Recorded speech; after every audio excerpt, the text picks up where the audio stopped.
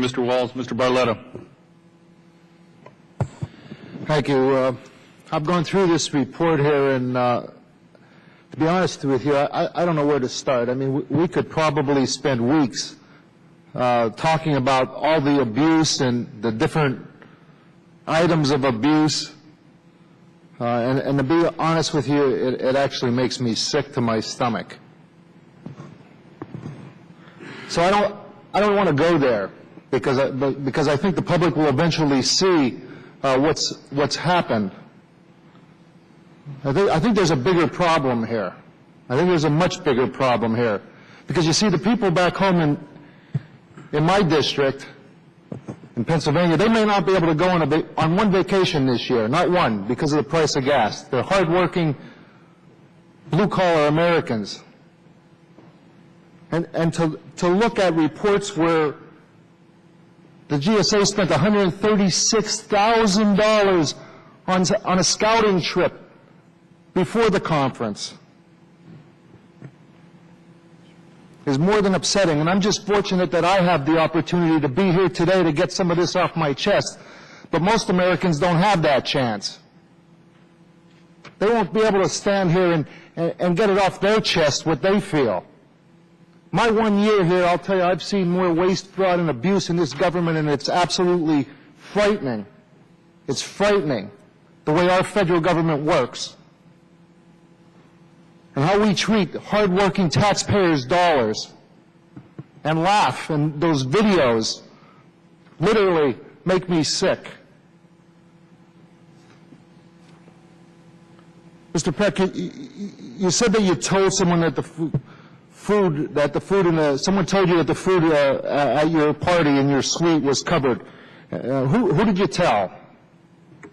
I don't recall exactly, Mr. Barletta, but I asked. Okay, who told you that it was covered? One of the conference organizers. Who was it? I don't recall who it was. You don't recall who it was. You don't recall who you told. It may have been. Okay, let's move on. Let's move on. Who did you ask about the cost of the room? I asked Mr. Neely. I asked at least one of the other people who worked on the conference. And they told you that there was nothing wrong with it.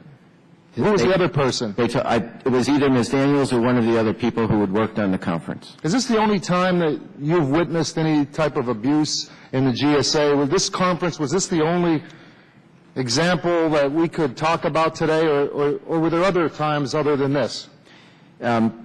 As I said in my testimony, Mr. Barletta, this is the only conference that I'm aware of in which this kind of expense, including pre-conference planning and all that, was out of control.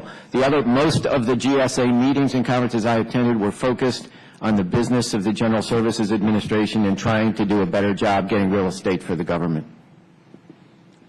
This happened, and this is where I'm going about the bigger problem. This happened in 2010, and here we are in 2012 talking about it.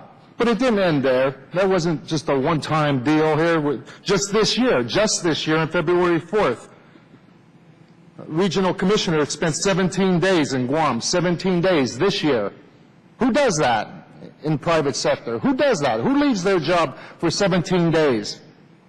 That's not the way the private sector works. That's not the way real people work, real companies work. Oh, it didn't end there either. March 12th, there was a meeting in Napa, off-site, $40,000 for that off-site meeting. Why do we have to meet in Napa? Mr. Barletta, I believe you're talking about the same regional commissioner. I don't know, is not aware of the meeting. I can tell you the senior management meetings that I held were mostly in regional cities, many of them held in federal building conference rooms. We brought in boxed lunches. When people went to dinner, they paid their own way. Those are the kinds of meetings, when necessary, that I believe are the right kinds of meetings. And who reports to who? I mean, we could sit here and pound on Mr. Neely as well. He should be pounded on. But who reports to who? Who oversees who? I ran a company. I ran a business. And I could tell you this would not have been going on, and it wouldn't be 2 years later that we would just be sitting here talking about it. Who reports to who? Who oversees whom? Who is responsible for whom? I mean, who do you report to? At what point do you blow the whistle like Ms. Britta finally did? At what point do other employees in the GSA say, this is wrong, and something needs to be done. Why are we here now trying to drag information out of people when most Americans are barely making it? Let me just finish this. Here's the bigger problem, and here's a news release. Big government doesn't work. It just doesn't work. This is not the way the private sector works. And I think what we need to be talking about is, what do we do instead of the GSA? Because there's lots of abuse in the GSA, and there's lots of abuse of other government agencies throughout this government. And I believe the $822,000 spent in Las Vegas by the GSA should be a farewell party. Thank you.